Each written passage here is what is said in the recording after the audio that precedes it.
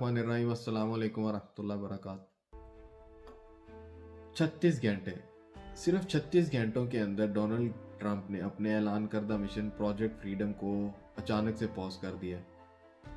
अब सवाल ये बनता है कि क्या डोनाल्ड ट्रंप जंग से पीछे हट रहा था या उसको ऐसा करने पे मजबूर किया गया।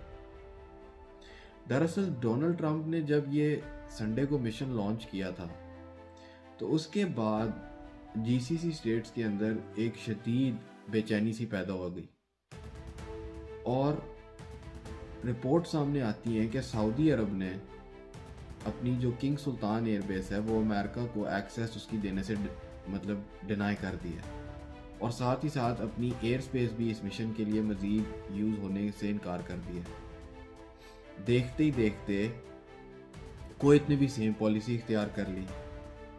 अब यही वो लम्हा था जो अमेरिका के लिए बहुत बड़ी मुश्किल खड़ी कर गया, क्योंकि स्ट्रेट ऑफ हॉर्मुज़ में जो इन्होंने कमर्शियल शिप्स को एस्कॉर्ट करना था और जो अपनी भी नेवी थी उनको जो सिक्योरिटी अम्ब्रेला वो इन्हीं जीसीसी स्टेट में मौजूद एयर बेसिस से प्रोवाइड होती थी और इनके एक्सेस के बगैर ये मिशन जारी करना ऑलमोस्ट इम्पॉसिबल हो गया।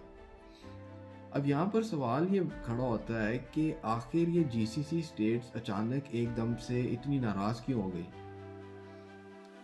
तो वजह यह है कि ईरान का रद्द अमल। जब ये मिशन स्टार्ट हुआ तो इसके रद्द अमल में ईरान ने यूएई पर बैलिस्टिक मिसाइल से हमला कर दिए, जो कि अगर आपको याद हो फुजेरा ऑयल रिफाइनरी पर। उस ऑयल रिफाइनरी पर जो हमले हुए तो जीसीसी स्टेट्स ये तवक्को कर रही थी कि अमेरिका इसकी रिटेलिएशन में बहुत शदीद किस्म का रद्द अमल देगा, लेकिन उनकी तवक्कुआत के बिल्कुल बरक्स अमेरिका ने रिटेलिएट तो किया ही नहीं, साथ ही साथ उनके जो ऑफिशियल्स ने स्टेटमेंट दी उन्होंने तो इस सिचुएशन को बहुत ज़्यादा डाउन प्ले कर दिया। अब ये चीज़ जीसीसी स्टेट्स की लीडरशिप के लिए बहुत अलार्मिंग थी, क्योंकि उनके अंदर ये खौफ पैदा हो गया कि अगर ये मिशन इसी तरह जारी रहा और हमारी एयर स्पेस और हमारी बेसिस इसी तरह इस्तेमाल होती रही तो कल को जब ईरान हम पर हमला करेगा तो उस वक्त क्या अमेरिका हमें प्रोटेक्ट करेगा भी कि नहीं। और यही वो डिस्ट्रस्ट था जिसने इस बहरान को एक टर्निंग पॉइंट बना दिया।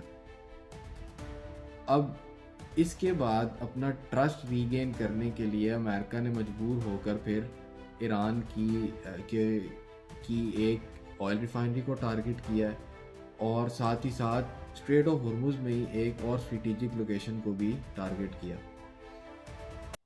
उसके बाद फिर मज़ीद डेवलपमेंट ये होती है कि सऊदी अरब और कुवैत जो हैं उन्होंने फिर ये जो पहले रिस्ट्रिक्शंस लगाई थी एयर बेसिस और एयर स्पेस की मद में ये वापस हटा दी हैं और उसके बाद फिर ट्रंप एडमिनिस्ट्रेशन की तरफ से इस तरह के इशारे आए हैं कि ये जो मिशन है ये बहुत जल्द दोबारा शुरू होगा।